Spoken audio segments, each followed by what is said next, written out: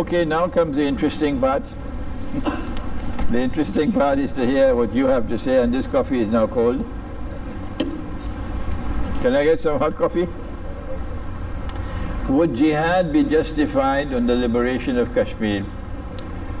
The Prophet ﷺ spent 13 years in Mecca, oppressed, with no jihad. The only time he waged war was when he reached the Medina and they attacked him. Only then did Allah give permission. أُذِنَ لِلَّذِينَ يُقَاتَلُونَ بِأَنَّهُمْ ظُلِمُوا. Allah now give permission for them to fight. And you cannot wage war. Kashmir cannot wage war with the Indian army. Kashmir will be destroyed in minutes. India is a nuclear power. So how are you going to wage war? You have to wait for the Great War. It is only after the Great War that Medina will no longer be kharab. At this time Medina is kharab. You know what I'm talking about? Imran Bayt al-Maqdis, kharabu Yatrib. That when Jerusalem is center stage in the world, Medina will be in forlorn desolation. Kharabu Yatrib, Khuruj al-Malhama. The next step, the next thing to occur will be the Great War, which is now coming. Millions will die. The Jews want the war because they believe that both sides will destroy each other. And after the Malhama, Israel will rule the world. But that's not going to happen. After the Khuruj al-Malhama, only then will the world of Islam rise, not before. Fathul Constantinia. And the Prophet ﷺ praised the army. And he praised the commander. So the world of Islam is going to rise up after the Great War, not before.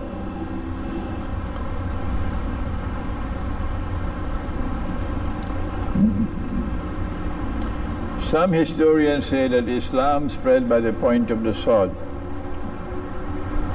That was not Islam in the Ottoman. That was bogus Islam, bogus jihad. And it was not Islam with the Mughal Empire. It was a bogus jihad. And in Syria, of course, the schoolboy was also waging a bogus jihad, but he's very angry with me. Oh yes, he's very angry with me because I said Santa Claus gave him all the US dollars, and Santa Claus gave him all the state-of-the-art weapons, and Santa Claus gave him all the visas running through Turkey for him to go and wage a Yankee jihad. Who would need to apologize to the Hindus on behalf of the Mughals? Who should apologize to the Christians on behalf of the Ottoman Empire? I did it. One man. I did it. I went to Moscow, State University of Moscow. I went twice to Belgrade, University of Belgrade, and I spoke. I delivered public lectures, and I apologized. And when I pointed out to them that what the Ottomans did was in conflict with the Quran, and this is what we'll do when we conquer Constantinople, they were crying. And this change is taking place now in the Orthodox Christian world. It is not complete as yet, but the change is taking place. Alhamdulillah, I was blessed by Allah to initiate it. And now, alhamdulillah, the others are coming forward to do it. It takes one man to stand up, that's all. The same thing now has to be done with the Hindu world. Next question. What does ISIS want to achieve? ISIS was created by Dajjal to serve Dajjal. If ISIS had succeeded, then Russia would have lost a military base in Syria, and the Orthodox Christians of Syria would have been slaughtered. And that would have put an end to any possibility of a Muslim Orthodox Christian friendship and alliance. Next question. No more questions? Yeah. Benefit from this conflict? What did you say? Who is benefiting from Who is benefiting from? Kashmir's conflict? Who is benefiting from the Kashmir problem? There are two kinds of Hindus. There are those Hindus who wept when Mahatma Gandhi was assassinated, because they recognized him as a great leader. And they gave him the highest title of all. No Hindu has gotten this title, Mahatma. But there are other Hindus who celebrated when he was killed. And these are the ones who are now benefiting from what is happening in Kashmir. Why?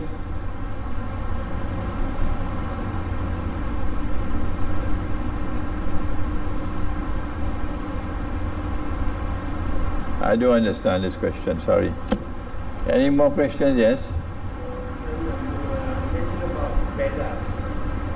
Vedas. Can you elaborate the truth? The text of the Vedas. What does the Veda say about? About the truth. There was a very famous Hindu philosopher and politician and diplomat. His name was Ram Mohan Roy, and he knew the Arabic language. And he had close ties with the Mughal rulers of India. And he studied the Quran, and then he went and studied the Vedas. And he found in the Vedas that there was one supreme God. He then proceeded to establish a reform movement in Hinduism. He called it the Brahmo Samaj movement. And from that movement emerged Rabindranath Tagore, who is the father of the illustrious Rabindranath Tagore, who became the Nobel Prize for Literature, and who wrote Gitanjali. It is, of course, something painful for me that Ram Mohan Roy maintained this kind of relationship with the Mughal rulers over India, maybe for purposes of expediency. But at least in this much he was correct, that he was able to go to the Vedas and locate one God. And the Brahmo Samaj movement made a tremendous impact upon India. And then came another reform movement called the Arya Samaj. And the Arya Samaj spread very far and wide. And the Arya Samaj also insisted on one God in Hinduism. The difference between the two is that Brahmo Samaj was not hostile to Islam, but the Arya Samaj was hostile to Islam. Yeah. So yes, there is evidence of one God in the Hindu scriptures. Yeah. Any more questions? No more? So I want to thank you and thank, yeah. You mentioned the security countries, US, France, don't want to move hostile to China, Russia. No, to Russia. To Russia. And China, I guess. Pakistan has already had a relationship with China 50 years now. Right. So if they don't want to lose Pakistan, surely they should be more forthcoming in supporting the Kashmiris and not talking Gulf Coast war. This is the surprise that the Indian government is now received. The government of India is surprised. Why has the United States and Britain and France supported the resolution in the Security Council for consultations on the subject, even though it's behind closed doors? This has been a bitter surprise for the Indian government. Okay? I am offering an analysis, and I can be wrong. I can be wrong. Whenever Britain and France and the United States are joined together, I know Shaitan is at work. And I believe this is why they're now acting in the way that they're acting. They are opposing, the West is showing some disapproval of the conduct of the Indian government in revoking the status of the Kashmiris. Okay? And why are they doing that? My analysis is that they want to keep Pakistan in the Western camp. And so there might be some very surprising things coming out of the Security Council in the future, which will be something very distasteful for the Indian government. Yeah? The second possibility is that they're setting up India and Pakistan for war. They want to create a situation where Mr. Trump knew what would be the result if he said, I would like to mediate. That's what he said to Imran Khan, that I am prepared to mediate.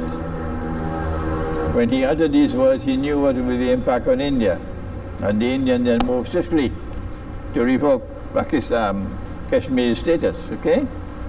So they may be doing the same thing now to try to fan the flames that the Indian government might speed up its preparations for war. Any more questions? Yeah? What do you think the consequences are for the Muslim world if there's a nuclear war between Pakistan and India?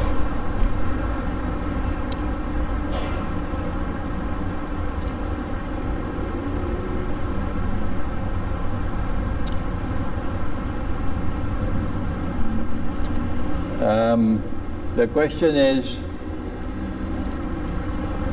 what do I think will be the consequences for the world of Islam of nuclear war between India and Pakistan?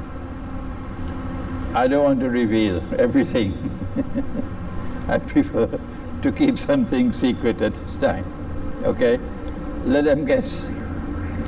I want to recognize, however, that my knowledge, I did not study the subject sufficiently. My study of the subject was inadequate, like my study of the Soviet Union. I was wrong. My understanding of Mao Zedong and Communist China, I was wrong.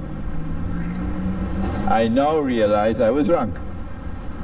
Okay? This is not the time for me to explain my error.